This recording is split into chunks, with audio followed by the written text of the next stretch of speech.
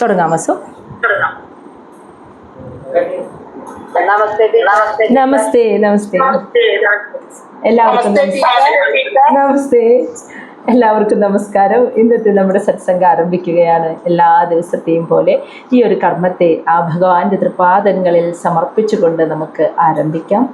ഭാഗവതം പറയാനും കേൾക്കാനുമുള്ള അനുഗ്രഹവും അനുവാദവും നൽകണേ സർവേശ്വര. ഓം നമഃ ശിവായ. ഓം നമഃ ശിവായ. ഓം നമഃ ശിവായ. ഓം ഗം ഗുരുഭ്യോ നമഃ. ഓം ഗം ഗുരുഭ്യോ നമഃ. ഓം ഗം ഗുരുഭ്യോ നമഃ. ഓം നമോ നാരായണായ. ഓം നമോ നാരായണായ. ഓം നമോ നാരായണായ.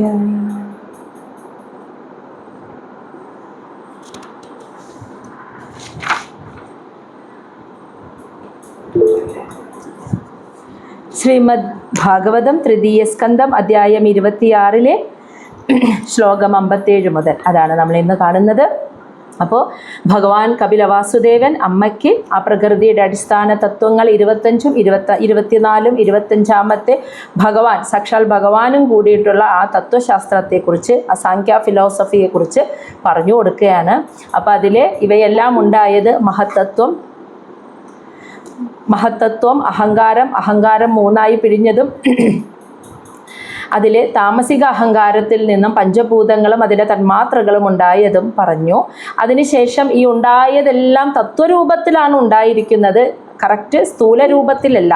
അങ്ങനെ തത്വരൂപത്തിൽ ഉണ്ടായതെല്ലാം വേർപെട്ട് നിൽക്കുമ്പോൾ ഭഗവാൻ തന്നെ അതിനകത്തേക്ക് പ്രവേശിച്ചപ്പോൾ ഇവയെല്ലാം ചലിക്കാനുള്ള ശക്തി നേടുകയും ഇവയെല്ലാം ഒരുമിച്ച് കൂടിച്ചേർന്ന് ഒരു ബ്രഹ്മാണ്ടമായിട്ട്, സ്വർണ്ണ നിറമുള്ള ഒരു ബ്രഹ്മാണ്ടമായിട്ട് ആ കാരണജലത്തിൽ കുറേ വർഷം അങ്ങനെ മുങ്ങിക്കിടന്നു. അതിനുശേഷം ആ അണ്ടത്തിനുള്ളിൽ ശയിക്കുന്ന വിരാട് സ്വരൂപൻ തന്നെ, ആ ഭഗവാൻ തന്നെ ആ അണ്ടത്തിനുള്ളിൽ നിന്നും പുറത്തു വന്നിട്ട് ആ അണ്ടത്തിനുള്ളിലേക്ക് ശക്തിയായി പ്രവേശിച്ചപ്പോൾ ഈ ബ്രഹ്മാണ്ടം പലതായിട്ട് വിഭജിക്കപ്പെട്ടു. അതിലെ ഓരോ ഭാഗങ്ങളും ഭഗവാന്റെ ശരീരങ്ങളായിട്ട് പിന്നീട് സ്ഥൂല രൂപത്തിൽ ശരീരരൂപത്തിൽ ആവുകയാണ് ചെയ്തത്. അപ്പോൾ ആദ്യം വിരാട് സ്വരൂപൻ്റെ മുഖമാണ് ആവിർഭവിച്ചത്. അതിൽ വായ എന്ന് പറയുമ്പോൾ സംസാരിക്കുന്ന അവയവം നാവ്. അപ്പോൾ ആ നാവിനെ അതിൻ്റെ അധിപനായിട്ടുള്ള അല്ലെങ്കിൽ അതിനെ നിയന്ത്രിക്കുന്ന ദേവനായിട്ടുള്ള അഗ്നിദേവനും അവിടേക്ക് വന്നു. അപ്പോൾ ആ വായുടെ ഭാഗത്ത് അഗ്നിദേവൻ ശക്തിയായിട്ട് അവിടെ വന്നു.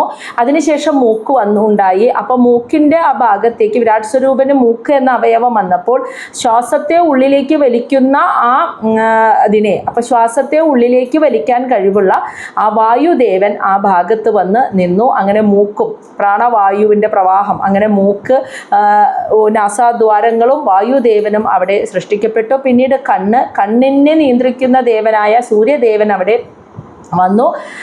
ആ ഒരു കണ്ണിന് കാഴ്ചശക്തി നൽകാനായി സൂര്യദേവനും വന്നു. പിന്നീട് ചെവികൾ വന്നു. ചെവികൾ എന്ന് പറയുമ്പോൾ അവിടെ ശബ്ദത്തെ സ്വീകരിക്കുന്നത് ദിക്കുകളുടെ ദേവനാണ്. എന്ന് വെച്ചാൽ ഈ 8 ദിക്കുകളും ആ സ്ഥൂലമായ സ്ഥലത്തു നിന്നാണല്ലോ ശബ്ദം വരുന്നത്.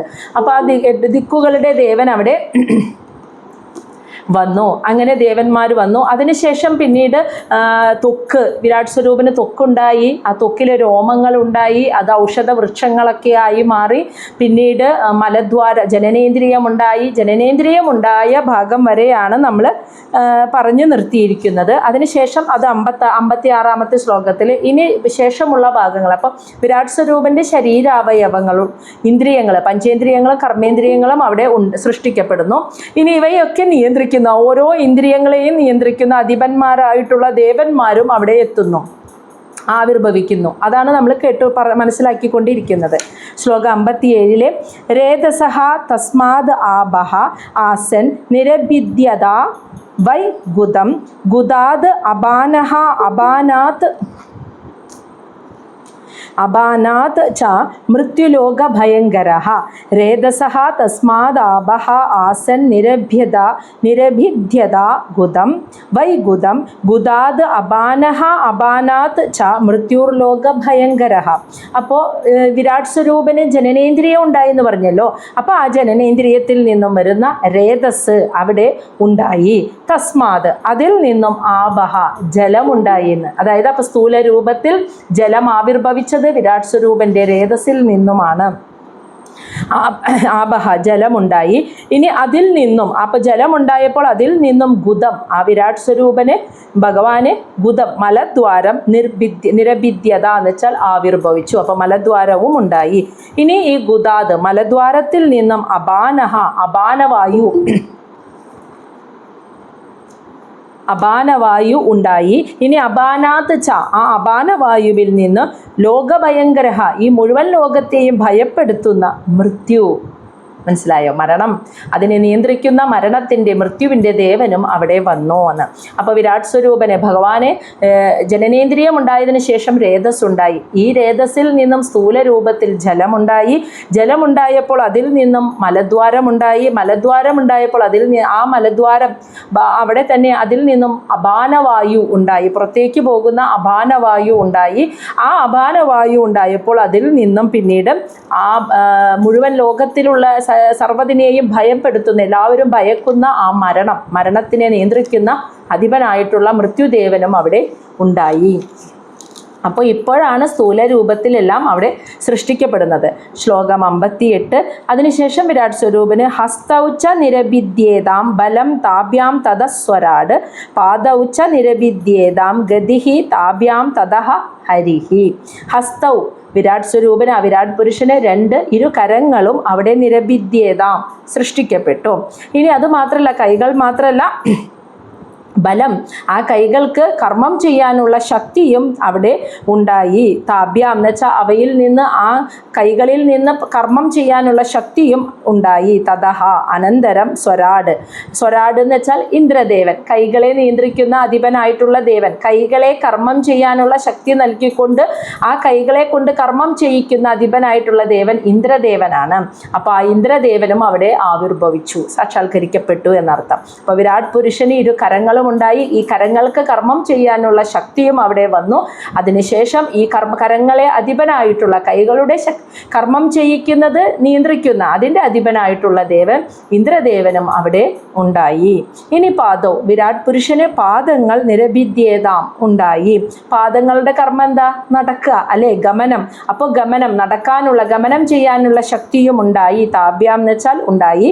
അതിൽ നിന്നും തതഹ അനന്തരം ഹരിഹി, അതായത് പാദങ്ങളുടെ കർമ്മത്തെ നിയന്ത്രിക്കുന്ന പാദങ്ങളുടെ അധിപനായിട്ടുള്ള ദേവൻ മഹാവിഷ്ണുവാണ്. വിഷ്ണുവും അവിടെ ഉണ്ടായി എന്ന്. അപ്പോൾ വിരാട് സ്വരൂപന് ഇരു കരങ്ങളുണ്ടായി.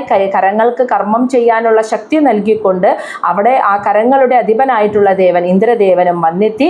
ഇനി പാദങ്ങൾ ഉണ്ടായപ്പോൾ പാദങ്ങൾക്ക് ഗമനം ചെയ്യാനുള്ള ശക്തി നൽകിക്കൊണ്ട് പാദങ്ങളുടെ അധിപനായിട്ടുള്ള ദേവൻ മഹാവിഷ്ണുവും അവിടെ സാക്ഷാത്കരിക്കപ്പെട്ടു.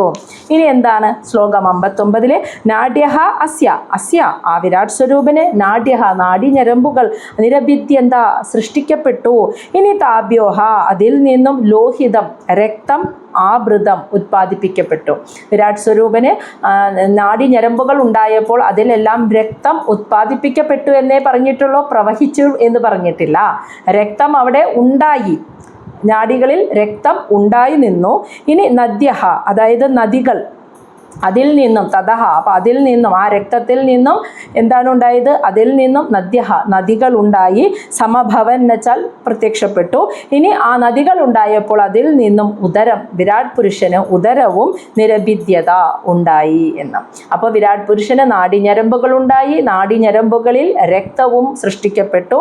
അതിൽ നിന്നും നദികൾ ഉണ്ടായി. അതിനുശേഷം അതിൽ നിന്നും ഉദരവും, വിരാട് പുരുഷന് ഉദരവും ഉണ്ടായി. ഇനി ഉദരം ഉണ്ടാവുമ്പോൾ എന്താ അറിയുക? വിശപ്പും ദാഹവും അല്ലേ. അപ്പോൾ അതാണ് ഇനി ശ്ലോകം 60 പറയുന്നത്.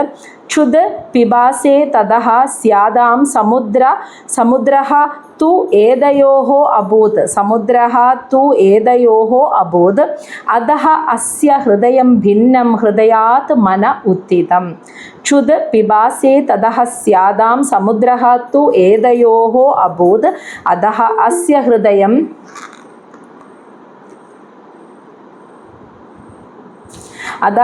ഹൃദയം ഭിന്നം ഹൃദയാത് മന ഉത്ഥിതം.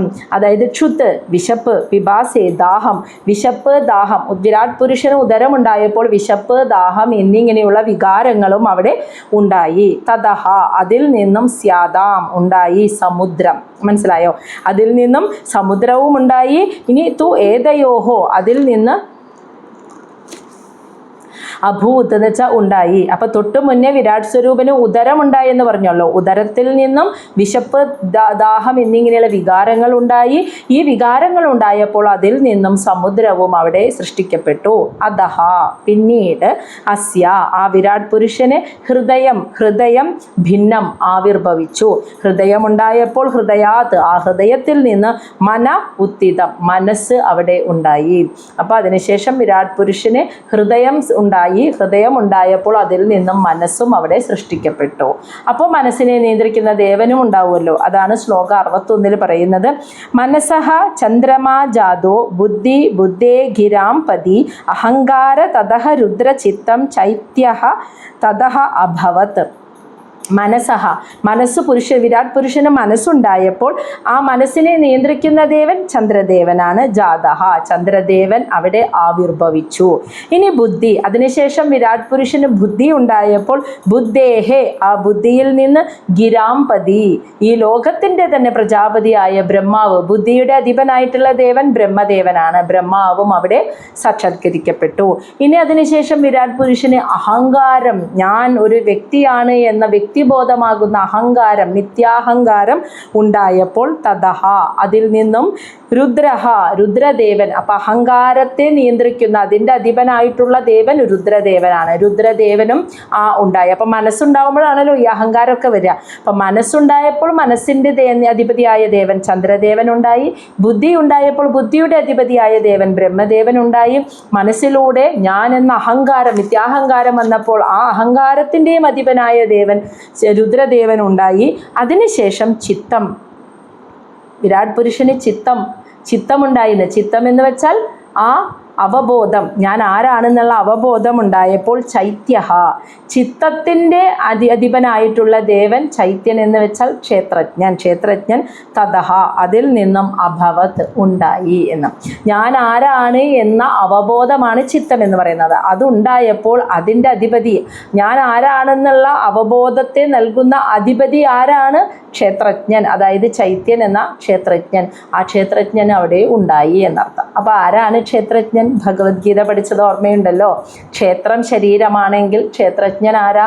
ആ ശരീരത്തെ സ്വീകരിച്ച ആത്മാവ്, ജീവാത്മാവ്. അപ്പം ചിത്തം, വിരാട് പുരുഷന് ചിത്തം ഉണ്ടാവുക എന്ന് പറഞ്ഞാൽ അവബോധം, ഞാൻ ഈ വ്യക്തിയല്ല, ശരീരമല്ല, ഞാൻ ആത്മാവാണ്, ഞാൻ കർമ്മം ചെയ്യാൻ സ്വീകരിച്ച വസ്തുവാണ് ശരീരമെന്ന അറിവ്. ആ അവബോധം വിരാട് പുരുഷന് ഉണ്ടായത് കാരണം ആത്മാവ്, ഞാൻ എന്ന ആത്മാവാണ് ആ ശരീരത്തിലേക്ക് പ്രവേശിക്കുമ്പോഴാണ് ആ ഒരു ആത്മാവിനെ ഞാൻ ആണ് ഈ ശരീരം എന്ന വസ്തുവിനെ സ്വീകരിച്ചത്. അപ്പം ഞാൻ യഥാർത്ഥത്തിൽ ശരീരമല്ല, ആത്മാവാണ്. അത് ജീവാത്മാവാണ് ആ അവബോധമായിട്ട് ഇരിക്കുന്നത്. അപ്പോൾ ഈ അവബോധത്തെ ഉണ്ടാക്കുന്ന ജീവാത്മാവ് അവിടേക്ക് എത്തി എന്നാണ് പറയുന്നത്. അപ്പോൾ വിരാട് പുരുഷനിൽ ഞാൻ ആരാണ് എന്ന അവബോധവും ഉണ്ടായി. അപ്പോൾ വിരാട് പുരുഷന് ശരീരത്തിലെ മുഖമാണ് ആദ്യം ഉണ്ടായത്. അപ്പോൾ മുഖമുണ്ടായപ്പോൾ വായ, മൂക്ക്, കണ്ണ്, ചെവി, അതിൻ്റെയൊക്കെ അധിപതികളായ ദേവന്മാർ അതാതിനെ പ്രവർത്തിപ്പിക്കാനുള്ള ശക്തിയോടുകൂടി അതാത് ഭാഗങ്ങളിൽ സൃഷ്ടിക്കപ്പെട്ടു, ആവിർഭവിച്ചു, സാക്ഷാത്കരിക്കപ്പെട്ടു. തൊക്കുണ്ടായി, വൃക്ഷരോമങ്ങളുണ്ടായി, താടിരോമങ്ങളുണ്ടായി. അപ്പോൾ വൃക്ഷങ്ങളും ഔഷധ ചെടികളും മരങ്ങളും ഒക്കെ ഉണ്ടായി. അതിനുശേഷം ജനനേന്ദ്രിയം ഉണ്ടായി. ജനനേന്ദ്രിയം ഉണ്ടായപ്പോൾ രേതസ്സുണ്ടായി, ജലമുണ്ടായി, ജലത്തിനെ നിയന്ത്രിക്കുന്ന അധിപതിയായിട്ടുള്ള ദേവനുണ്ടായി. അതിനുശേഷം ജലത്തിന് ശേഷം കരങ്ങളുണ്ടായി, കരത്തിനെ നിയന്ത്രിക്കുന്ന ദേവനായ ഇന്ദ്രദേവനുണ്ടായി, പാദങ്ങളുണ്ടായി, പാദങ്ങളെ ഗമനം ചെയ്യാൻ ശക്തി നൽകുന്ന ദേവനായ ബ്രഹ്മാവ് മഹാവിഷ്ണുവും അവിടെ ആവിഷ്കരിക്കപ്പെട്ടു. പിന്നീട് വിരാട് പുരുഷന് നാഡിഞരമ്പുകൾ ഉണ്ടായപ്പോൾ ആ നാഡിഞരമ്പുകളിൽ രക്തവും ഉണ്ടായി സൃഷ്ടിക്കപ്പെട്ടു. അതിനുശേഷം അതിൽ നിന്നും നദികൾ ഉണ്ടായതിനു ശേഷം അതിൽ നിന്ന് ഉദരവും ഉണ്ടായി. വിരാട് പുരുഷന് ഉദരം ഉണ്ടായപ്പോൾ വിശപ്പ്, ദാഹം എന്ന വികാരങ്ങൾ ഉണ്ടായി. അപ്പോൾ സ്യാദാം, അതിൽ നിന്നും സമുദ്രമുണ്ടായപ്പോൾ അതിനുശേഷം ഹൃദയമുണ്ടായപ്പോൾ മനസ്സുമുണ്ടായി. മനസ്സ് വന്നപ്പോൾ മനസ്സിനെ നിയന്ത്രിക്കുന്ന അധിപതിയായ ദേവൻ ചന്ദ്രദേവനാണ്. അപ്പോൾ ചന്ദ്രദേവൻ ഉണ്ടായി. ബുദ്ധി ഉണ്ടായപ്പോൾ ബുദ്ധിയുടെ അധിപതിയായ ബ്രഹ്മാവ് അവിടെ സൃഷ്ടിക്കപ്പെട്ടു. അതിനുശേഷം മിഥ്യാഹങ്കാരം ഉണ്ടായപ്പോൾ അതിൻ്റെ അധിപതിയായി രുദ്രദേവനും, ചിത്തമാകുന്ന അവബോധം ഉണ്ടായപ്പോൾ അതിൻ്റെ അധിപതിയാകുന്ന ക്ഷേത്രജ്ഞൻ അല്ലെങ്കിൽ ജീവാത്മാവും അവിടെ ആവിർഭവിക്കപ്പെട്ടു, ഉണ്ടായി എന്നർത്ഥം. ഇനി ഇങ്ങനെയുള്ള വിരാട് പുരുഷൻ്റെ ശരീരത്തിൽ സകല ഇന്ദ്രിയങ്ങളും ശരീരരൂപത്തിൽ അതെല്ലാം ഉണ്ടായി കേട്ടോ. അപ്പോൾ ഒരു മനുഷ്യ ശരീരം എന്ന രീതിയിൽ വിരാട് പുരുഷന് മുഖം, കയ്യ്, കാല് എല്ലാ അവയവങ്ങളോടും കൂടി ഉണ്ടായി. ഇതിനെയൊക്കെ ചലിപ്പിക്കാനായിട്ടുള്ള ശക്തി നൽകുന്ന, ഇതിനെയൊക്കെ നിയന്ത്രിത ദേവന്മാരായിട്ടുള്ള ദേവന്മാരും അവിടെ എത്തി. പക്ഷെ എന്താ സംഭവിച്ചതെന്ന് വെച്ചാൽ വിരാട് പുരുഷന് അനക്കം വരുന്നില്ല എന്നൊന്ന്. അതാണ് ഇവിടെ പറയുന്നത്. 62 ഏദേഹി അഭ്യുദ്ധിത ന ഏവ അസ്യ ഉത്താപനേ അശകൻ പുരാ ആവിവിഷു ഖാനി തം ഉത്താപയിതും ക്രമാത്. ഏദേഹി അഭ്യുത്തിതാ ദേവ ന ഏവ അസ്യ ഉത്താപനേ അശകൻ പുരാഹ വിഷുഹു ഖാനി തം ഉത്താപയിതും ക്രമാത്. അതായത് ഇവിടെ പറയുന്നത് ഏദേഹി എന്ന് വെച്ചാൽ ഇവിപ്രകാരമുള്ള ദേവാഹ, ദേവന്മാരെല്ലാം അഭ്യുത്തിത ഇങ്ങനെ സാക്ഷാത്കരിക്കപ്പെട്ടു, ആവിർഭവിച്ചു എന്ന്.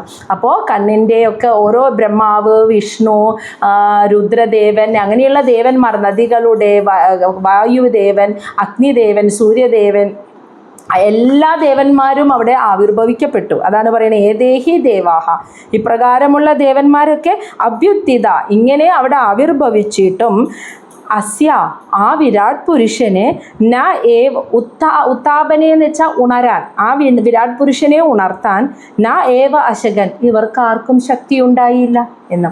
ഇന്ദ്രിയങ്ങളുണ്ടായി, ഇന്ദ്രിയങ്ങളെ ചലിപ്പിക്കുന്ന ദേവന്മാരും അവിടെ വന്നു ആ ശക്തിയോടുകൂടി. പക്ഷേ അനക്കമില്ലാതെ കിടക്കുന്ന ആ വിരാട് പുരുഷനെ ഉണർത്താനായിട്ട് ഇവർക്കാർക്കും ശക്തി ഉണ്ടായില്ല എന്ന്. അപ്പോൾ പുരാഹ പിന്നീട് ആവിവിഷു എന്ന് വെച്ചാൽ അപ്പോൾ വിരാട് പുരുഷൻ ഉണരാതെ കിടക്കുന്നത് കണ്ടപ്പോൾ പിന്നീട് ആവിവിഷു പ്രവേശിച്ചു. ആവിവിഷു എന്ന് വെച്ചാൽ ഈ ദേവന്മാരൊക്കെ പ്രവേശിച്ചു. ഖാനി അതാത് ഇന്ദ്രിയങ്ങളിലേക്ക്. അപ്പോൾ ഓരോരോ ഇന്ദ്രിയങ്ങളും ഓരോരോ ദേവന്മാരും അവരേത് ഇന്ദ്രിയത്തിൻ്റെ അധിപനാണോ നിയന്താവാണോ ആ ഇന്ദ്രിയങ്ങളുടെ ഉള്ളിലേക്ക് പ്രവേശിച്ചു. കാരണം വിരാട് പുരുഷൻ ഉണരുന്നില്ല. ഇന്ദ്രിയങ്ങളൊക്കെ വന്ന് ഒരു മനുഷ്യരൂപത്തിലായി വിരാട് പുരുഷൻ, പക്ഷെ അനക്കമില്ലാതെ കിടക്കുക ഉണരാതെ. അപ്പോൾ ആ അവയവങ്ങളൊക്കെ സൃഷ്ടിക്കപ്പെട്ടപ്പോൾ അതിനെയൊക്കെ സൃഷ്ടിച്ച ആ ദേവന്മാരൊക്കെ അവിടെ ഉണ്ട്. എല്ലാ ദേവന്മാരും സൃഷ്ടിക്കപ്പെട്ടു. ഇവരൊക്കെ വന്നെങ്കിൽ കൂടിയും വിരാട് പുരുഷൻ ആ ഒരു മനുഷ്യരൂപത്തിൽ സൃഷ്ടിക്കപ്പെട്ട പുരുഷൻ ഉണരുന്നില്ല, അനക്കമില്ല. അങ്ങനെ വന്നപ്പോൾ ആ ദേവന്മാരെല്ലാവരും ഈ അവരവർ അധിപന്മാരായിട്ടുള്ള അതാത് ഇന്ദ്രിയങ്ങളുടെ ഉള്ളിലേക്ക് പ്രവേശിച്ചു. തം ഉത്താപയിതും ക്രമാത്ത്, തം ആ വിരാട് പുരുഷനെ ഉത്താപയിതും എന്ന് വെച്ചാൽ ഉണർത്താനായിട്ട്, ക്രമാത്ത് എന്ന് വെച്ചാൽ പടിപടിയായിട്ട് ഓരോരോ ദേവന്മാർ അവരവരുടെ അധീനതയിലുള്ള ഇന്ദ്രിയങ്ങളിലേക്ക് പടിപടിയായി പ്രവേശിച്ചു ആ വിരാട് പുരുഷനെ ഉണർത്താനായിട്ട്. അപ്പം ഇന്ദ്രിയങ്ങൾക്ക് രൂപം നൽകിയ ഓരോ ഇന്ദ്രിയങ്ങളുടെയും കർമ്മേന്ദ്രിയങ്ങളുടെയും ജ്ഞാനേന്ദ്രിയങ്ങളുടെയൊക്കെ അധിപതിയായ ദേവന്മാർ അതാത് ഇന്ദ്രിയങ്ങളുടെ ഉള്ളിലേക്ക് പ്രവേശിച്ചു നോക്കി. എന്നിട്ടും ഈ വിരാട് പുരുഷനെ ഉണർത്താനായിട്ട് അനക്കമില്ലാതെ കിടക്കുകയാണ്, ഉണർത്താൻ സാധിക്കുന്നില്ല. ഇനി എവിടേക്കാണൊക്കെയാണ് പ്രവേശിച്ചതാണ് 63 തൊട്ട് പറയുന്നത്. വഹ്നിഹി വാച മുഖം ബേജേ, വഹ്നിഹി വാച മുഖം ബേജേ ന ഉദതിഷ്ഠത് തഥാ വിരാട്. ഗ്രാണേന നാസികേ വായുഹു ന ഉദതിഷ്ഠത് തഥാ വിരാട്. അതായത് വഹ്നി അഗ്നിദേവൻ, വാച ആ വാക്കുകൾ, സംസാരിക്കാനുള്ള വാക്കുകൾ ഉണ്ടല്ലോ, അവയവത്തിലൂടെ വരുന്ന ആ വാക്കുകളാകുന്ന ശക്തിയും ഉപയോഗിച്ച് മുഖം, ആ വിരാട് പുരുഷന്റെ മുഖത്ത് വായയുടെ ഭാഗത്ത് ബേജെ അതിൻ്റെ ഉള്ളിലേക്ക് പ്രവേശിച്ചു. അപ്പോൾ വായുദേവനാണല്ലോ സംസാരിക്കാനുള്ളത് നൽകുന്നത്. അപ്പോൾ വായുദേവൻ എന്തു ചെയ്തു? വായുദേവനല്ല, അഗ്നിദേവനാണ് ആ നാവിൻ്റെ പ്രവർത്തനത്തെ അധിപനായിട്ടുള്ള ദേവൻ. അഗ്നിദേവൻ ആ സംസാരിക്കാനുള്ള ആ വാക്കുകളെയും കൊണ്ടുവന്നിട്ട് ആ വിരാട് പുരുഷന്റെ മുഖത്ത് വായയുടെ ഉള്ളിലേക്ക് പ്രവേശിച്ചു. പക്ഷേ തഥാ അപ്പോഴും ആ വിരാട് പുരുഷൻ ന ഉദതിഷ്ഠത് ഉണർന്നില്ല എന്നാണ്. അപ്പോഴും വിരാട് പുരുഷന് ഒരു ഉണർവുമില്ല, അതായത് വായു ഒന്നും അനങ്ങണില്ല. അപ്പോൾ ഗ്രാണേന നാസികേ വായു, അതിനുശേഷം വായുദേവൻ എന്തു ചെയ്തു? പിന്നീടുണ്ടായ അവയവം മൂക്കല്ലേ, ആദ്യം വായ കഴിഞ്ഞിട്ട്. അപ്പോൾ വായുദേവൻ ഗ്രാണേന നാസികേ ആ വിരാട് പുരുഷന്റെ ആ 2 നാസികാദ്വാരത്തിലൂടെയും ഗ്രാണേന ആ ഘ്രാണശക്തിയെയും കൊണ്ട് വായുദേവൻ പ്രവേശിച്ചു. വിരാട് പുരുഷന്റെ നാസികാദ്വാരങ്ങളിലൂടെ ഘ്രാണശക്തി, ആ ശ്വാസത്തെ വലിക്കാനുള്ള ശക്തിയെയും കൊണ്ട് നേരെ പ്രവേശിച്ചു. പക്ഷേ തഥാ അപ്പോൾ വിരാട് പുരുഷൻ ന ഉദതിഷ്ഠത്, അപ്പോഴും വിരാട് പുരുഷൻ ഉണരണമില്ല, ശ്വാസം വലിക്കണമില്ല. അതിനെ നിയന്ത്രിക്കുന്ന ദേവൻ വന്നു ആ ശക്തിയും കൊണ്ട്. എന്നിട്ടും വിരാട് പുരുഷന് ഉണരാൻ സാധിക്കുന്നില്ല, വിരാട് പുരുഷൻ അവിടെ ഉണരുന്നില്ല. അപ്പോൾ ആ 2 അവയവങ്ങളുടെ ദേവന്മാരും ഉള്ളിലേക്ക് പ്രവേശിച്ചു നോക്കി, രക്ഷയില്ല. അടുത്തത് അക്ഷിണീ ചക്ഷുഷ ആദിത്യ ന ഉദതിഷ്ഠത് തഥാ വിരാട്, ശ്രോത്രേണ കർണൗച്ച ദിശ ന ഉദതിഷ്ഠത് തഥാ വിരാട്. അപ്പം എന്താ? ആദിത്യ സൂര്യദേവൻ, അക്ഷിണി ആ വിരാട് പുരുഷന്റെ 2 കണ്ണുകളിലേക്കും, ചക്ഷുഷ അതായത് കാഴ്ചയെ വലിക്കാനുള്ള സ്വീകരിക്കാനുള്ള ശക്തിയും ഉപയോഗിച്ച് പ്രവേശിച്ചു. സൂര്യദേവനാണല്ലോ കണ്ണുകളുടെ അധിപൻ. അപ്പോൾ സൂര്യദേവൻ വിരാട് പുരുഷന്റെ 2 കണ്ണുകളുടെ ഉള്ളിലേക്കും ആ കാഴ്ചയെ സ്വീകരിക്കാനുള്ള ശക്തിയും കൊണ്ട് പ്രവേശിച്ചു. തഥാ അപ്പോഴും വിരാട് പുരുഷൻ ന ഉദതിഷ്ഠത് ഉണർന്നില്ല. ഇനി ശ്രോത്രേണ കർണൗച്ച ദിശ ദിക്കുകളുടെ ദേവൻ കർണൗ വിരാട് പുരുഷന്റെ 2 ചെവികളിലേക്കും ശ്രോത്രേണ ആ ശബ്ദത്തെ സ്വീകരിക്കാനുള്ള ശക്തിയും കൊണ്ട് പ്രവേശിച്ചു. തഥാ അപ്പോഴും വിരാട് പുരുഷൻ ന ഉദതിഷ്ഠത് ഉണർന്നില്ല. ഇനി ശ്ലോകം 65 ത്വജം രോമഭിഹി ഔഷധ്യ ന ഉദതിഷ്ഠിത് തഥാ വിരാട് രേതസാ ശിഷ്ണം ആബഹാതു രേജസാത് ശിഷ്ണം ആബഹാതു ന ഉദതിഷ്ഠത് തഥാ വിരാട്. ഇതേപോലെ തന്നെ, അതായത് ത്വജം എന്ന് വെച്ചാൽ ത്വക്കിലേക്ക്, രോമങ്ങളെയും കൊണ്ട്, ഔഷധ്യ എന്ന് വെച്ചാൽ എല്ലാ ഔഷധങ്ങളുടെയും വൃക്ഷങ്ങളുടെയും മരങ്ങളെയും ഒക്കെ വളർത്തുന്ന, അതിനെയൊക്കെ ഉണ്ടാക്കുന്ന, ഓരോ വൃക്ഷവും ഇന്ന സ്ഥലത്ത് ഉണ്ടാവണം, വളരണം, വിത്ത് ഇന്ന സ്ഥലത്ത് വീഴണം, ഇന്ന സ്ഥലത്ത് മുളയ്ക്കണം, ഇതൊക്കെ നിശ്ചയിക്കുന്ന വൃക്ഷങ്ങളുടെയും ഔഷധ ചെടികളുടെയും ഒക്കെ അധിപന്മാരായിട്ടുള്ള ദേവന്മാർ രോമങ്ങളോട് കൂടിയിട്ട് വിരാട് പുരുഷന്റെ ത്വക്കിലേക്ക് പ്രവേശിച്ചു. തഥാ അപ്പോഴും വിരാട് പുരുഷൻ ന ഉദതിഷ്ഠത് അനക്കല്ല അപ്പോഴും. അനി രേതസാ ശിഷ്ണം ആബഹാതു, അതായത് ആ ആബഹ ജലത്തിൻ്റെ ദേവൻ വരുണദേവൻ രേതസ ആ വിരാട് പുരുഷൻ്റെ ശിഷ്ണം എന്ന് വെച്ചാൽ ജനനേന്ദ്രിയത്തിലേക്ക്, സന്താനോൽപാദന ഇന്ദ്രിയത്തിൻ്റെ ഉള്ളിലേക്ക് രേതസ ആ രേതസിനെയും കൊണ്ട് പ്രവേശിച്ചു ജലത്തിൻ്റെ ദേവൻ. പക്ഷേ തഥാ അപ്പോഴും വിരാട് പുരുഷൻ ന ഉദതിഷ്ഠത് ഉണർന്നില്ല. അപ്പോഴും അനക്കല്ല കേട്ടോ. എല്ലാ ദേവന്മാരും അതാത് ശക്തികളും കൊണ്ട് അതാത് ഇന്ദ്രിയങ്ങളുടെ ഉള്ളിലേക്ക് കടന്നിട്ടും വിരാട് പുരുഷൻ അനക്കല്ല. ഇനി 66 ഗുദം മൃത്യു അപാനേന ന ഉദതിഷ്ഠത് തഥാ വിരാട് ഹസ്തൗ ഇന്ദ്രഃ ബലേന ഏവ ന ഉദതിഷ്ഠത് തഥാ വിരാട്. അതായത് ഗുദം ആ വിരാട് പുരുഷന്റെ മലദ്വാരത്തിലേക്ക്, ഗുദത്തിലേക്ക് മൃത്യുദേവത അപാനവായു. അപ്പം നമ്മൾ നേരത്തെ കണ്ടു മലദ്വാരത്തിന് ഉണ്ടായപ്പോഴാണ് അപാനവായു ഉണ്ടായെന്ന്. അപ്പോൾ വിരാട് പുരുഷന്റെ ആ ഗുദഭാഗത്തേക്ക് മൃത്യുവിൻ്റെ ദേവൻ അപാനവായുവിനെയും കൊണ്ട് പ്രവേശിച്ചു. പക്ഷേ തഥാ അപ്പോഴും വിരാട് പുരുഷൻ ന ഉദതിഷ്ഠത് ഉണർന്നില്ല.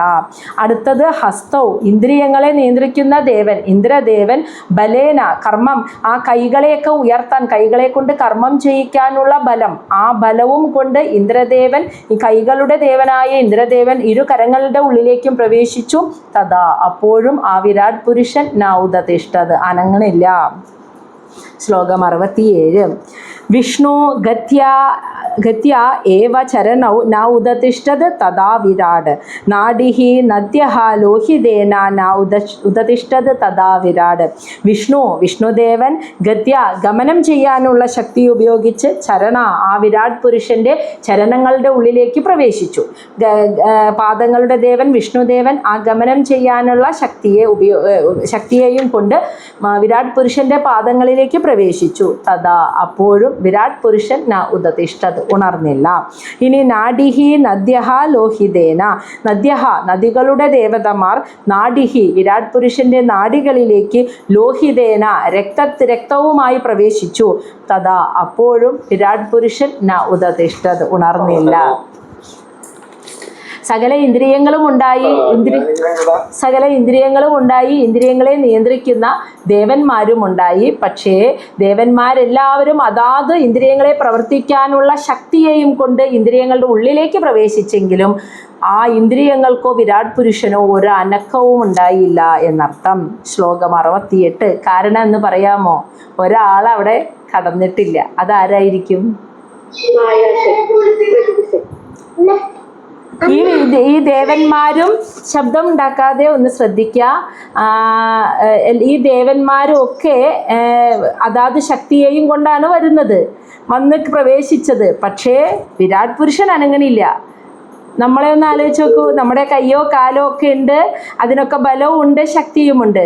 പക്ഷേ ഇത് അനങ്ങണമെങ്കിൽ ആര് വേണം ഈ ശരീരത്തിൽ?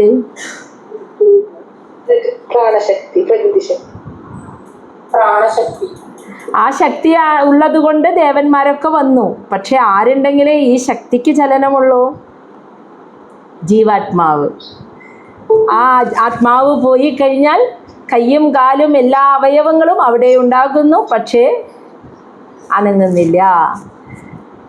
അപ്പോൾ ആത്മാവ് പ്രവേശിക്കുമ്പോഴാണല്ലോ ശരീരത്തിന് അനക്കം വരുന്നത്. അപ്പോൾ ഇത്രയും ഇപ്പോൾ കർമ്മേന്ദ്രിയങ്ങളുടെയും ജ്ഞാനേന്ദ്രിയങ്ങളെയൊക്കെ ഉണ്ടായി അതിനെയൊക്കെ ചലിപ്പിക്കുന്ന ശക്തിയായ ദേവന്മാരും അവിടെ ആ ശക്തിയോടുകൂടി പ്രവേശിച്ചു. പക്ഷേ എന്തോ വിരാട് പുരുഷൻ അനങ്ങാൻ പറ്റണില്ല. അപ്പോൾ അനങ്ങാൻ പറ്റണമെങ്കിൽ വിരാട് പുരുഷൻ്റെ ഉള്ളിലേക്ക് ആ പരമാത്മാവ് പരമപുരുഷനാകുന്ന ഭഗവാൻ പ്രവേശിക്കണം ജീവാത്മരൂപത്തിൽ. അത് സംഭവിച്ചിട്ടില്ല, അതുകൊണ്ടാണ് അനക്കമില്ലാത്തത്. ഇനി ശ്ലോകം 68. പുരുഷൻ പ്രകൃതി. ആദ്യം അമ്മയ്ക്ക് എന്താ ദേവഹൂതിക്ക് പറഞ്ഞു കൊടുത്തത്? പുരുഷൻ ആര്? പ്രകൃതി ആര്? പുരുഷനിൽ തന്നെ ചലിക്കാൻ കഴിയുന്ന ശക്തിയെയാണ് പ്രകൃതി എന്ന് വിളിക്കുന്നത്. പക്ഷേ ഈ പ്രകൃതി ആരിലാണ് ഇരിക്കുന്നത്? പുരുഷനോട് ചേർന്നാണ് ഇരിക്കുന്നത്. പുരുഷൻ ഇച്ഛിക്കുമ്പോഴാണ് പ്രകൃതി ചലിക്കുന്നത്, അല്ലേ? ഇന്നതൊക്കെ ഉണ്ടാവണമെന്ന് ഇച്ഛിക്കുന്ന ഒരാൾ അവിടെയുണ്ട്. ആ ആൾ ഇച്ഛിക്കുന്നു. ആ ഇച്ഛയ്ക്കനുസരിച്ച് മായ അതാത് വ്യതിയാനങ്ങൾ വരുത്തി ഇതൊക്കെ സൃഷ്ടിക്കപ്പെടുന്നു. അപ്പോൾ അഗ്നിദേവൻ ഇങ്ങനെയുള്ള ദേവന്മാർ നിയന്ത്രിക്കുന്ന അധിപന്മാരായിട്ടുള്ള ദേവന്മാരുടെ രൂപത്തിൽ ശക്തി നൽകാൻ അവിടെ ആ പ്രകൃതി ശക്തിയാണ് വരുന്നത്. പക്ഷേ ഇതൊക്കെ വന്നെങ്കിലും കൂടി ഇതിനകത്തേക്ക് പരമപുരുഷൻ വരണ്ടേ? പുരുഷൻ ഇച്ഛിക്കുന്നതിനനുസരിച്ചാണ് ഇനി ഇത് ഉള്ളിലിരിക്കുന്ന ആൾ ഇച്ഛിക്കുന്ന അനുസരിച്ച് ഇത് ചലിക്കുകയാണ് ചെയ്യുന്നത്. അപ്പോൾ ആ ആൾ അതിനകത്തേക്ക് പ്രവേശിച്ചിട്ടില്ല, അതുകൊണ്ടാണ് അനക്കമില്ലാത്തത്. പരമാത്മാവ് എന്ന് പറഞ്ഞാൽ പുരുഷൻ മാത്രമോ പ്രകൃതി മാത്രമോ അല്ല, പുരുഷനും പ്രകൃതിയും ചേർന്നതാ. ഇവിടെ സ്ഥൂല രൂപത്തിൽ വിരാട് സ്വരൂപന്റെ ശരീരമുണ്ടായി ഈ ശരീരത്തിനൊക്കെ ശക്തി നൽകുന്ന പ്രകൃതിയും വന്നു. പക്ഷെ പുരുഷൻ എത്തിയോ? അപ്പോൾ പുരുഷൻ ജീവാത്മാ രൂപത്തിൽ പ്രവേശിക്കുമ്പോഴാണ്. ആ പുരുഷനെ നമ്മൾ ആരെങ്കിലും കാണുന്നുണ്ടോ? ഇല്ല. പുരുഷനെ നമ്മൾ ആർക്കും കാണാൻ പറ്റില്ല. എന്താണ് പരമാത്മാവിൻ്റെ പരമപുരുഷനെ നമ്മൾ ഗീതയിൽ തന്നെ പഠിച്ച ആ ഒരു വ്യാഖ്യാനം എന്താ? അക്ഷരമാണ്. നമ്മൾ ഒരിക്കലും നശിക്കാത്ത ശാശ്വതമായ ഒരു സത്യം. അത്രയേ ഭഗവാൻ പോലും പറഞ്ഞിട്ടുള്ളൂ, അല്ലേ? നമുക്ക് പഞ്ചേന്ദ്രിയങ്ങൾ കൊണ്ട് അനുഭവിക്കാൻ ആത്മാവിനെ കാണാനോ ഒന്നും പറ്റില്ലല്ലോ. പക്ഷേ ആ ചൈതന്യം ആ പുരുഷൻ ഉണ്ട്. അതാണല്ലോ പറയുന്നത്, എല്ലാ ശരീരത്തിനുള്ളിൽ പുരുഷനുണ്ട്. ശരീരമായിരിക്കുന്ന ആ സ്ഥൂല രൂപത്തിൽ ശരീരമായിരിക്കുന്നതും ശരീരത്തിനെ ചലിപ്പിക്കുന്ന ശക്തിയായിരിക്കുന്ന സ്ത്രീയുമുണ്ട്. അതാണ് പറയുന്നത്, എല്ലാ പുരുഷൻ്റെ ഉള്ളിൽ ഒരു സ്ത്രീയുമുണ്ട്, എല്ലാ സ്ത്രീകളുടെ ഉള്ളിൽ ഒരു പുരുഷനുമുണ്ട്. അപ്പോൾ ഒരു മനുഷ്യൻ എന്ന് പറഞ്ഞാൽ സ്ത്രീയും പുരുഷനും പ്രകൃതിയും ചേർന്നിട്ടുള്ള, പുരുഷനും പ്രകൃതി എന്ന് പറഞ്ഞാൽ പുരുഷനും സ്ത്രീയും ചേർന്നതാണ് ഒരു സൃഷ്ടി എന്ന് പറയുന്നത്. മനസ്സിലായോ? ഇവിടെ ഇപ്പം നമ്മൾ കണ്ടുകൊണ്ടിരിക്കുന്നത് സ്ഥൂല രൂപത്തിലുള്ള ശരീരങ്ങൾ ഉണ്ടാകുന്നതും ഈ ശരീരങ്ങൾക്ക് സൂക്ഷ്മ രൂപത്തിൽ ശക്തി നൽകുന്ന പ്രകൃതിയെയാണ്. ഇപ്പം പ്രകൃതി മാത്രം സ്ത്രീ മാത്രമായ ചലിക്കോ? പുരുഷൻ വരണ്ടേ? പുരുഷനും പ്രകൃതിയും ചേരുമ്പോഴാണ് അവിടെ പൂർണ്ണത വരുന്നത്. ശ്ലോകം 68 ഇനി വീണ്ടും ക്ഷുത്ത് തൃഭ്യാം ഉദരം സിന്ധുഹു ന ഉദതിഷ്ഠത് തഥാ വിരാട് ഹൃദയം മനസഹ ചന്ദ്രോ ന ഉദതിഷ്ഠത് തഥാ വിരാട്. അതായത് നേരത്തെ നമ്മൾ ഉദരമുണ്ടായി എന്ന് പറഞ്ഞു. ഉദരമുണ്ടായപ്പോൾ വിരാട് പുരുഷന്, ഇത് ഞാൻ എടുത്തിട്ടില്ലല്ലോ, എന്താ ഉണ്ടായത്? വിശപ്പും ദാഹവും അനുഭവപ്പെട്ടു. വിശപ്പ്, അതാണ് ക്ഷുത്ത് തൃഡ്ഭ്യാം, വിശപ്പും ദാഹവും. ഉദരം, സിന്ധുഹു എന്ന് വെച്ചാൽ ഉദരം. വിരാട് പുരുഷൻ്റെ ഉദരമുണ്ടായപ്പോൾ വിശപ്പും ദാഹവും അനുഭവപ്പെട്ടു. ഇനി അതിൽ നിന്നും, ആ ഉദരത്തിൽ നിന്നും സിന്ധു എന്ന് വെച്ചാൽ സമുദ്രം ഉണ്ടായി. അപ്പോൾ വിരാട് പുരുഷന് ഉദരം ഉണ്ടായപ്പോൾ വിശപ്പും ദാഹവും എന്ന വികാരങ്ങൾ ഉണ്ടായി. അപ്പോൾ അതിൽ നിന്ന് സമുദ്രവും ഉണ്ടായി. പക്ഷേ തഥാ, ഇതൊക്കെ അപ്പോൾ ഈ സമുദ്രത്തിൻ്റെ ദേവൻ ആ വിശപ്പ് ദാഹം എന്നിങ്ങനെയുള്ള വികാരങ്ങളോട് കൂടിയിട്ട് വിരാട് പുരുഷൻ്റെ ഉദരത്തിലേക്ക് പ്രവേശിച്ചു. തഥാ, അപ്പോഴും വിരാട് പുരുഷൻ ഉണരുന്നില്ല, അനങ്ങുന്നില്ല വിരാട് പുരുഷൻ. ശക്തിയൊക്കെ വന്നു, പക്ഷേ ഈ ശക്തി പോലും നിലനിൽക്കുന്ന പുരുഷൻ ഇവിടെ പ്രവേശിക്കാത്തത് കൊണ്ട് ശക്തി പോലും അനങ്ങുന്നില്ല. നമ്മൾ എന്താ കണ്ടത്? പ്രപഞ്ചത്തിൻ്റെ സൃഷ്ടിയെക്കുറിച്ചൊന്ന് ആലോചിച്ച് നോക്കൂ. ആദ്യം വെറുതെ അങ്ങോട്ട് ശക്തി അനങ്ങുകയാണോ ചെയ്തത്? ശക്തിയിൽ നിന്നും തനിയെ മായ ഉണർന്ന് ഈ സൃഷ്ടിയൊക്കെ മഹത്തത്വം ഉണ്ടായി, അഹങ്കാരം ഉണ്ടായി, അങ്ങനെ പോവുകയാണോ ചെയ്തത്? ശക്തിയെ ഉണർത്തുന്നതിന് മുൻപും ഒരാൾ അത് ഇച്ഛിച്ചപ്പോഴാണ് ശക്തി ഉണർന്നത്. ആ ഇച്ഛയ്ക്കനുസരിച്ചാണ് മായ പ്രവർത്തിച്ച് പലതായി ഇത്രയും മാറ്റങ്ങൾ വന്നത്, അല്ലേ? അപ്പോൾ ഇച്ഛിക്കാൻ ഒരാൾ അവിടെ നിൽക്കുന്നുണ്ട് എന്നർത്ഥം. അപ്പോൾ ആ ആളുടെ ഇച്ഛയ്ക്കനുസരിച്ച് ഇവിടെ വിരാട് പുരുഷൻ അതിനനുസരിച്ച് പ്രവർത്തിക്കണമെങ്കിൽ അത് ഇച്ഛിക്കുന്ന ആൾ അതിനകത്തേക്ക്, സങ്കല്പിക്കുന്ന ആൾ അതിനകത്തേക്ക് പ്രവേശിക്കണം. അതാണ് പുരുഷൻ. അപ്പോൾ അതിനുശേഷം ഹൃദയാ മനസാ ചന്ദ്രഹ എന്ന് വെച്ചാൽ ചന്ദ്രദേവൻ ആ മനസ്സിനെയും കൊണ്ട് ഹൃദയം, വിരാട് പുരുഷൻ്റെ ഹൃദയത്തിലേക്ക് പ്രവേശിച്ചു. തഥാ, അപ്പോഴും വിരാട് പുരുഷൻ ന ഉദതിഷ്ഠത്, ഉണരുന്നില്ല.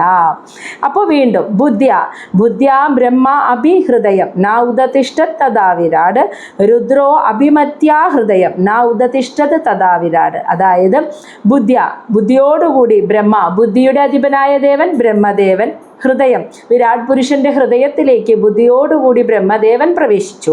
പക്ഷേ തഥാ, ആ വിരാട് പുരുഷൻ ന ഉദതിഷ്ഠത്, ഉണർന്നില്ല. ഇനി രുദ്രോ അഭിമത്യ ഹൃദയം, അതായത് രുദ്രദേവൻ ആ ഞാൻ എന്ന അഹങ്കാരം, ആ അഹങ്കാരവും കൊണ്ട് വിരാട് പുരുഷൻ്റെ ഹൃദയത്തിലേക്ക് പ്രവേശിച്ചു. തഥാ, അപ്പോഴും വിരാട് പുരുഷൻ ന ഉദതിഷ്ഠത്, അനങ്ങിയില്ല, ഉണർന്നില്ല. ഇനി അവസാനം ആരാണ് പ്രവേശിക്കണേന്ന് നോക്കിക്കോളൂ. ചിത്തേന ഹൃദയം ചൈത്യ ക്ഷേത്രജ്ഞ പ്രാവിശദയത വിരാട് തഥാ ഏവ പുരുഷ സലിലാത് ഉദതിഷ്ഠത. ചിത്തേന എന്ന് വെച്ചാൽ ആ അവബോധം, അതെന്ന് വെച്ചാൽ ആ ഞാൻ ആരാണ് എന്ന യഥാർത്ഥ അവബോധം. ഹൃദയം, ആ വിരാട് പുരുഷൻ്റെ ഹൃദയത്തിലേക്ക് ചൈത്യ ക്ഷേത്രജ്ഞ, ചിത്തത്തിൻ്റെ, ചൈത്യ എന്ന് വെച്ചാൽ ചിത്തത്തിൻ്റെ അധിപനായിട്ടുള്ള ദേവൻ, ക്ഷേത്രജ്ഞൻ ജീവാത്മാവ് ആ വിരാട് പുരുഷൻ്റെ ഹൃദയത്തിലേക്ക് പ്രവേശിച്ചു. എന്തും കൊണ്ടാണ് പ്രവേശിച്ചത്? ഞാൻ ആത്മാവാണ് എന്ന ചിത്തം, അവബോധത്തോടു കൂടിയിട്ട് ചിത്തത്തിൻ്റെ അധിപനായിട്ടുള്ള, അവബോധത്തിൻ്റെ അധിപനായ ദേവൻ എന്ന് പറയുന്നത് ഒരു ഉപമ പറയുന്നത് ആ ജീവാത്മാവ് ഞാൻ ആത്മാവാണ്, ഞാൻ ഇരിക്കുന്ന ഇടമാണ് ഈ ശരീരം എന്ന്, ഞാനാണ് ഈ ശരീരത്തെ സ്വീകരിച്ചത് എന്ന അവബോധത്തോടു കൂടി ആ ഹൃദയത്തിലേക്ക്, ഈ അവബോധം എവിടെ ഉണ്ടാവുക? ഹൃദയത്തിലേക്ക്, മനസ്സിലല്ലേ? അതിനകത്തേക്ക് പ്രവേശിച്ചപ്പോൾ പ്രവേശിച്ചത് യഥാ, എപ്പോഴാണോ തഥായേവ, അപ്പോൾ വിരാട് പുരുഷൻ സലിലാത്, ആ കാരണജലത്തിൽ നിന്നും ഉദതിഷ്ഠത, ഉണർന്നു എന്ന്. അപ്പോൾ സ്ഥൂലരൂപവും ത്തിലുള്ള വിരാട് പുരുഷൻ്റെ ശരീരം എന്ന് പറയുന്നത് എന്താ? മായ, അല്ലേ? കണ്ണ്, മൂക്ക്, വിരാട് സ്വരൂപം, നമ്മൾക്കറിയാം മഹത്തത്വം തൊട്ട് മായയുടെ ത്രിഗുണങ്ങളുടെ വ്യതിയാനത്താൽ സംഭവിച്ചതാണ്. അപ്പോൾ വിരാട് പുരുഷൻ്റെ ഓരോ ശരീരാവയവങ്ങളും നാഡിഞരമ്പുകളും എല്ലാം മായ. പക്ഷെ പ്രകൃതിക്ക് മായ എന്നൊരു ഭാവം മാത്രമല്ല ശക്തി. മായയുടെ പ്രത്യേകത എന്താ? നമുക്ക് പഞ്ചേന്ദ്രിയങ്ങൾ കൊണ്ട് കാണാം അല്ലേ? ഇവിടെ നമ്മൾ ഈ ലോകത്ത് കാണുന്നതൊക്കെ മായ അല്ലേ? എല്ലാം മായ. നമുക്ക് പഞ്ചേന്ദ്രിയങ്ങൾ കൊണ്ട് അനുഭവിക്കാൻ കഴിയുന്നതാണ് ഈ മായ. കാരണം ത്രിഗുണങ്ങളുടെ വ്യതിയാനമാണ് ഇതെല്ലാം. അതൊരു സങ്കല്പമാണ്, ഉണ്ട് എന്ന് നമുക്ക് തോന്നുന്നതാണ് ഈ മായക്കാഴ്ച. അത് നമുക്കറിയാലോ. ഇത് പ്രകൃതിയുടെ മായാഭാവം. ഇനി വേറൊരു ഭാവം എന്താ? അദ്വൈതം എന്ന് പറയുന്ന ഒരു ഭാവം എന്ന് വെച്ചാൽ അത് ശക്തിയാണ്, പ്രകൃതി ശക്തി, മൂലശക്തി. ആ പ്രകൃതി ശക്തിയെ നമുക്ക് പഞ്ചേന്ദ്രിയങ്ങൾ കൊണ്ട് അറിയാൻ പറ്റുമോ? ഇല്ല. അതൊരു ശക്തിയാണ്, മനസ്സിലായില്ലേ? ഊർജം എന്ന് പറയും. ആ ശക്തിയെ അനുഭവിച്ചറിയാൻ നമുക്ക് കുറേശ്ശെങ്കിലും സാധിക്കുന്നത്, അത് ഉണ്ട് എന്ന് നമുക്ക് മനസ്സിലാക്കാൻ സാധിക്കുന്നത് ഞാൻ പറഞ്ഞിരുന്നു. നമ്മൾ ധ്യാനം ചെയ്യുമ്പോൾ, നമ്മൾ മൂക്കിലൂടെ ശ്വാസം വലിക്കുമ്പോൾ, നമ്മൾ കണ്ണടച്ച് ശ്വാസത്തെ നമ്മളൊന്ന് അറിഞ്ഞ് വലിച്ചു നോക്കിയാൽ അപ്പം നമുക്കറിയാം നമ്മളൊരു ശക്തി ഉപയോഗിച്ചുകൊണ്ടാണ് ഈ ശ്വാസം ഉള്ളിലേക്ക് ഇങ്ങനെ കയറി പോകുന്നതും ഇറങ്ങി വരുന്നതും. അപ്പോൾ അവിടെ നമ്മൾ പോലും അറിയാതെ നമ്മളൊരു ശക്തിയെ ഉപയോഗിക്കുന്നു.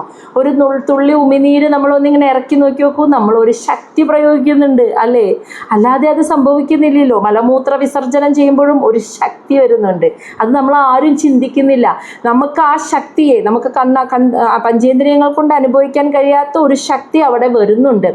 ആ പ്രകൃതി ശക്തിയെ നമ്മൾ പക്ഷെ മനസ്സിലാക്കുന്നില്ല, അറിയുന്നില്ല എന്നുള്ളതാണ് യഥാർത്ഥം. അപ്പൊ പ്രകൃതിയുടെ ആ ശക്തിയും സ്ഥൂലരൂപങ്ങളും, മായയിലുള്ള സ്ഥൂലരൂപങ്ങളും സൃഷ്ടിക്കപ്പെട്ടു. പക്ഷെ അത് മാത്രമാണോ? ഭഗവാൻ പരമാത്മാവ് പുരുഷനല്ലേ? ഞാൻ ആരാണ് എന്ന് തിരിച്ചറിയാൻ വേണ്ടിയിട്ടാണ് ഈ സൃഷ്ടികളൊക്കെ വന്നത്, ആ തിരിച്ചറിവിലേക്ക് എത്താൻ. അപ്പം ഞാൻ ആരാണെന്ന് ആ പുരുഷൻ അറിയാൻ വേണ്ടി വന്ന ശരീരത്തിലേക്ക് ആ പുരുഷൻ തന്നെ പ്രവേശിച്ചാലല്ലേ ആ ശരീരത്തിൽ ഇരുന്നു കൊണ്ട് എനിക്ക് ഞാൻ ആരാണെന്ന് അറിയാൻ പറ്റുള്ളൂ. അതുവരെ ഇതൊക്കെ ഉണ്ടായാലും ആ ശരീരത്തിന് ഉണരാൻ പറ്റില്ല എന്ന് മനസ്സിലായോ? അതെന്തിനാണോ ആ ശരീരം എടുത്ത ആള് ആ ശരീരത്തിൽ ഇരുന്ന് ഞാൻ ആരാണെന്ന് അറിയണം. അപ്പം അവിടെ ശരീരത്തിന് പ്രാധാന്യമുണ്ട്. കാരണം ശരീരവും മനസ്സും ബുദ്ധിയും ഉണ്ടെങ്കിലേ എനിക്ക് ഞാൻ ആരാന്ന് കണ്ടുപിടിക്കാൻ പറ്റുള്ളൂ അല്ലേ? നമ്മൾ ഓരോരുത്തർക്കും അങ്ങനെ തന്നെയല്ലേ? ശരീരവും മനസ്സും ബുദ്ധിയും ഉണ്ടെങ്കിലേ നമുക്ക് ഓരോരുത്തർക്കും നമ്മൾ അതിലിരുന്നു കൊണ്ടാണ് നമ്മൾ ഈ സ്ഥൂല ശരീരത്തിനും പുറമേ നിൽക്കുന്ന ആ സൂക്ഷ്മ ശരീരത്തെ അറിയാനും, ധ്യാനത്തിലൂടെ മനസ്സ് ഏകാഗ്രമാക്കി സൂക്ഷ്മ ശരീരത്തെ അറിയാനും, ആ ശക്തിയെ അറിയാനും, അതിനു പുറത്തുള്ള കാരണ ശരീരത്തെ അറിയാനും, അതിലിരിക്കുന്ന യഥാർത്ഥത്തിലുള്ള ഞാൻ ആരാണെന്ന് മനസ്സിലാക്കാൻ പറ്റണമെങ്കിൽ ബേസിക് ആയിട്ടുള്ള സ്ഥൂല ശരീരവും മനസ്സും വേണ്ടേ? ഭൗതികമായ ശരീരവും മനസ്സും ബുദ്ധിയിലും ഇരുന്നു കൊണ്ടാണ് സൂക്ഷ്മവും കാരണവും ആയ ശരീരത്തെ അറിയാനായിട്ട് സാധിക്കുകയുള്ളൂ. അപ്പോൾ അവിടെ ക്ഷേത്രത്തിന് പ്രാധാന്യമുണ്ട്, ശരീരത്തിന് പ്രാധാന്യമുണ്ട്. പക്ഷെ അത് മാത്രമാണ് ഞാൻ എന്ന് വിചാരിക്കുന്നിടത്താണ് അഹങ്കാരം. ഇതാണ് ഞാൻ തെറ്റിദ്ധരിച്ചു പോകുന്നതാണ് അഹങ്കാരം. ഈ ശരീരത്തിൽ വന്നത് സ്ഥൂല ശരീരമായി പിരിഞ്ഞു വന്നത് ശരീരത്തിലിരിക്കുന്ന ഞാൻ ആരാണെന്ന് അറിയാനാണ്. അതിനുള്ള ഒരേ ഒരു ടൂൾ എന്താണ്? മനസ്സ്. അതിനുള്ള ഒരേ ഒരു മാർഗം എന്താണ്? മനസ്സ് അടങ്ങുക എന്നുള്ളത്. മനസ്സിലായില്ലേ? അപ്പോൾ ആ ജീവാത്മാവ് പ്രവേശിച്ചപ്പോഴാണ് ഞാൻ ആരാണ് എന്ന് ഉള്ള ആ അവബോധത്തെ കൊണ്ട് ഹൃദയത്തിലേക്ക് ജീവാത്മാവ് പ്രവേശിച്ചപ്പോഴാണ് വിരാട് പുരുഷൻ ഉണർന്നത്, ആ കാരണജലത്തിൽ നിന്ന് ഉണർന്നത്. അപ്പോൾ അവിടെ പുരുഷനുണ്ട്, പ്രകൃതിയുണ്ട്, ശക്തി രൂപത്തിൽ പ്രകൃതിയുടെ തന്നെ മായാഭാവത്തിലുള്ള സ്ഥൂല ശരീരമുണ്ട്. ചേർന്നില്ലേ? പുരുഷനും പ്രകൃതിയും ചേർന്നു. അപ്പോഴാണ് വിരാട് പുരുഷൻ ഉണർന്നത്. ഇനി ശ്ലോകം 71. യഥാ പ്രസുപ്തം പുരുഷം പ്രാണ ഇന്ദ്രിയ മനഃദിയഃ പ്രഭവന്തി വിനായേന ന ഉത്താപയിതും ഓജസഃ. യഥാ എപ്രകാരമാണോ പ്രസുപ്തം, എന്നിട്ടൊരു ഉദാഹരണം പറയുകയാണിത്. എപ്രകാരമാണോ പ്രസുപ്തം എന്ന് വെച്ചാൽ ഉറങ്ങുന്ന പുരുഷൻ, ഒരു സാധാരണ മനുഷ്യൻ ഉറങ്ങിക്കിടക്കുന്നു. അവന് പ്രാണവായു ശ്വാസം വലിക്കുന്നുണ്ട്, ഇന്ദ്രിയങ്ങളുണ്ട്, മനസ്സുണ്ട്, ബുദ്ധിയുമുണ്ട്. ഇവയെല്ലാം ഓജസ, അവൻ്റെ തന്നെ അതിനൊക്കെ ശക്തിയുമുണ്ട്. പ്രഭവന്തി, പ്രവർത്തിക്കാനുള്ള ശക്തിയും ഉണ്ടെങ്കിലും വിനായേന, ആ ജീവാത്മാവ് ഇല്ലെങ്കിൽ ന ഉത്താപയിതും, ആ മനുഷ്യനെ ഉണർത്താൻ സാധിക്കുകയില്ല എന്ന്. ഉറങ്ങിക്കിടക്കുന്ന ഒരു മനുഷ്യൻ എപ്രകാരമാണോ ഉറങ്ങിക്കിടക്കുമ്പോൾ അവന് ശ്വാസം, പ്രാണനുണ്ട്, പ്രാണവായുവുണ്ട്, ഇന്ദ്രിയങ്ങളുണ്ട്, മനസ്സുണ്ട്, ബുദ്ധിയുണ്ട്, ഇതിനൊക്കെ പ്രവർത്തിക്കാനുള്ള ശക്തിയുണ്ട്. ആ ഓജസ് എന്ന് പറയുന്ന ഓജസ്, അവൻ്റെ തന്നെ ആ ഓജസ് ഇവയെല്ലാം കൊണ്ട് പ്രഭവന്തി, പ്രവർത്തിക്കാൻ സാധിക്കും. ഇതൊക്കെയുണ്ടെങ്കിലും പുരുഷനാകുന്ന അതായത് നമ്മൾ ആരെ അറിയാൻ വേണ്ടിയാണോ ആ ശരീരം എടുത്ത് ആ ആൾ വരണ്ടേ, എന്നാലല്ലേ ആ ശരീരത്തിലിരുന്ന് എനിക്ക് എന്നെ അറിയാൻ പറ്റുള്ളൂ. നമ്മൾ പറഞ്ഞില്ലേ, എനിക്ക് ഞാൻ ആരാണെന്ന് അറിയണം, ഞാൻ എവിടെ നിന്നാണ് വന്നത് അറിയണം. ഇതാണ് എൻ്റെ ഞാനാകുന്ന ഈ സോളിൻ്റെ, ആത്മാവിൻ്റെ ജന്മലക്ഷ്യം. മനസ്സിലായ? അതിനു വേണ്ടി എടുത്തതാണ് ഈ ശരീരം. അപ്പോൾ ആ അറിയാൻ ആഗ്രഹിക്കുന്ന ആൾ അതിനകത്ത് ഉണ്ടാവണം. മനസ്സിലായോ? അറിയാൻ ആഗ്രഹിക്കുന്ന, ഞാൻ ആര് എന്നറിയുന്ന, അതിച്ഛിക്കുന്ന ആൾ അവിടെ ഉണ്ടാവുമ്പോഴാണ് ഉണരുന്നത്. അല്ലാതെ ഈ ഇന്ദ്രിയങ്ങളും ഇന്ദ്രിയങ്ങളെ ചലിപ്പിക്കാനുള്ള ശക്തി ഉണ്ടായതുകൊണ്ട് മാത്രം ഇത് ചലിക്കില്ല. ഇത് ചലിക്കുന്നത് എന്തിനാ? ഇതൊക്കെ ചലിക്കുന്നതും കർമ്മം ചെയ്യുന്നതും നമ്മളിങ്ങനെ ആലോചിക്കുന്നതും ഇതൊക്കെ എന്തിനാ ഈ ജന്മം കിട്ടിയത്? എനിക്ക് ഞാൻ ആരാണ് എന്നറിയാനുള്ള ലക്ഷ്യത്തിലെത്താനാ. അല്ലാതെ ഇത് വെറുതെ ചലിക്കില്ലല്ലോ. അപ്പോൾ അതിലേക്ക് എത്താൻ വേണ്ടിയിട്ടുണ്ടായ ശരീര മനസ്സ് ബുദ്ധിയാണിത്. അപ്പോൾ അത് ചലിക്കണമെങ്കിൽ അത് ആഗ്രഹിക്കുന്ന ആൾ, ഞാൻ ആരെന്നറിയാൻ ആഗ്രഹിക്കുന്ന പുരുഷൻ ജീവാത്മരൂപത്തിൽ അവിടെ എത്തുമ്പോൾ മാത്രമാണ് ഈ ശരീരത്തിന് ഉണരാൻ സാധിക്കുന്നത്. എന്നിട്ട് ഇത്രയും പറഞ്ഞിട്ട് കപില മഹർഷി പറയുകയാണ് അവസാനം അമ്മയോട്, ഏതൊരു മനുഷ്യനും ചെയ്യേണ്ട കർമ്മത്തെ ഏറ്റവും പരമമായ ലക്ഷ്യമായി അവൻ കാണേണ്ടത് എന്ത് എന്ന് അമ്മയ്ക്ക് പറഞ്ഞു കൊടുക്കുകയാണ്. തം അസ്മിൻ പ്രത്യേകാത്മാനം ധിയാ യോഗ പ്രവർത്തയ ഭക്ത്യ വിരക്ത്യ ജ്ഞാനേന വിവച്യ ആത്മനി ചിന്തയേത്. തം എന്ന് വെച്ചാൽ അസ്മിൻ, ഈ പ്രത്യേകാത്മാനം, നമ്മുടെ ഒക്കെ ഉള്ളിലിരിക്കുന്ന ആ ജീവാത്മാവ്, ക്ഷേത്രജ്ഞനായിരിക്കുന്ന ആ ജീവാത്മാവിനെ ധിയ, നമ്മുടെ മനസ്സുകൊണ്ട് യോഗപ്രവർത്തയ ആരാധിക്കണമെന്ന്, ആ ആത്മാവാണ് ഞാൻ എന്ന് അറിഞ്ഞ് ആത്മവിശ്വാസത്തോടു കൂടി ജീവിക്കണം. ആത്മാവാണ് ഞാൻ എന്ന വിശ്വാസത്തിൽ ജീവിച്ച് ഭക്ത്യ, നിഷ്കളങ്കമായ ഭക്തിയോടെ ആത്മാവാണ് ഞാൻ എന്ന് വിചാരിച്ച് ആ ആത്മാവാണ് പരമാത്മാവ് എന്നറിഞ്ഞ് നിഷ്കളങ്കമായ ഭക്തിയോടെ ജീവിച്ച് വിരക്ത്യ, അപ്പോൾ ഞാനല്ലാത്തതായിട്ട് ആ ആത്മാവിന് ആവശ്യമില്ലാത്ത ഈ ഭൗതിക ലോകത്തിൽ നിന്നൊക്കെ മനസ്സ് മുക്തമായിട്ട് ജ്ഞാനേന, ഞാൻ എന്ന ആത്മാവിനെ അറിയുന്ന ആ ജ്ഞാനത്തോടുകൂടി വിവിജി ആത്മനി ചിന്തയേത്. വിവിജി എന്ന് വെച്ചാൽ ശ്രദ്ധാപൂർവം ആത്മനി, ആ ശരീരത്തിലിരുന്ന് ചിന്തയേത്, ആ ആത്മാവിനെ അറിഞ്ഞ് ധ്യാനിക്കുകയാണ് ഓരോരുത്തരും ചെയ്യേണ്ടത്. അപ്പോൾ ഞാൻ ആത്മാവാണെന്ന്, ഓരോ ശരീരത്തിലും ഇരിക്കുന്ന ജീവാത്മാവിനെ സ്വയം മനസ്സുകൊണ്ട് ഞാൻ ആത്മാവാണെന്ന് തിരിച്ചറിഞ്ഞ് ആ ആത്മാവിനെ നിഷ്കളങ്കമായ ഭക്തിയോടുകൂടി ആത്മാവാകുന്ന ഈശ്വരനെ അറിഞ്ഞ് ധ്യാനിച്ച്, അപ്പോൾ അതല്ലാത്തതായിട്ടുള്ളതിൽ നിന്നൊക്കെ വിരക്തമായി ആ ജ്ഞാനത്തെ അനുഭവിച്ചറിഞ്ഞ്, അങ്ങനെ ആ ധ്യാനത്തിലൂടെ ആ ആത്മാവിനെ അനുഭവിച്ചറിയുക എന്നതാണ് ഓരോ മനുഷ്യൻ്റെയും പരമമായ ലക്ഷ്യം. ആ തിരിച്ചറിവിലേക്ക് എത്താൻ വേണ്ടി കിട്ടുന്നതാണ് ഈ മനുഷ്യ ശരീരം എന്ന് പറയുന്നത്. അതിന് വേണ്ടിയിട്ടുള്ളതാണ് ഈ ശരീരം. അപ്പോൾ ശരീരത്തിൻ്റെ ഓരോ അവയവങ്ങളും അതിന് പ്രവർത്തിക്കാനുള്ള ശക്തി ഉണ്ടായാലും ഈ ശരീരം എന്തിനു വേണ്ടിയാണോ എടുത്തത്, ഈ ശരീരത്തെ പ്രവർത്തിപ്പിക്കുന്ന ശക്തി എന്തിനാണോ അങ്ങോട്ട് വന്നത്, അതിൻ്റെ ലക്ഷ്യമാകുന്നത് എന്താ? ഞാൻ ആരാണ് എന്ന് തിരിച്ചറിവിലേക്ക് എത്തുക എന്നതാണ്. ആ അറിയാൻ ആഗ്രഹിക്കുന്ന ആൾ കൂടി അതിനകത്തേക്ക് പ്രവേശിക്കുമ്പോഴാണ് ഉറങ്ങിക്കിടക്കുന്ന ആ ശരീരം ഉണരുന്നുള്ളൂ എന്ന് മനസ്സിലായോ? അപ്പോൾ ആ ആത്മാവിനെ അറിയുക എന്നതാണ് പരമപ്രധാനമായ ലക്ഷ്യം. ആത്മാവിൽ മനസ്സുറച്ച് ആത്മാവാകുന്ന ഈശ്വരനെ ധ്യാനിച്ച് ഭക്തിയോടെ ധ്യാനിച്ച് അങ്ങനെ വിരക്തനായി ആ ജ്ഞാനത്തെ അനുഭവിച്ചറിയുന്ന അവസ്ഥയിലേക്ക് എത്തുക എന്നതാണ് ഓരോരുത്തരുടെയും പരമപ്രധാനമായ ലക്ഷ്യമെന്ന് ഭഗവാൻ കപില വാസുദേവൻ അമ്മയായ ദേവഹൂതിക്ക് ഉപദേശിച്ചു കൊടുക്കുന്നു. അതോടെ ഈ അധ്യായം ഇവിടെ അവസാനിക്കുകയാണ്. അപ്പോൾ മനസ്സിലായോ? കൺഫ്യൂഷൻ ഇല്ലല്ലോ?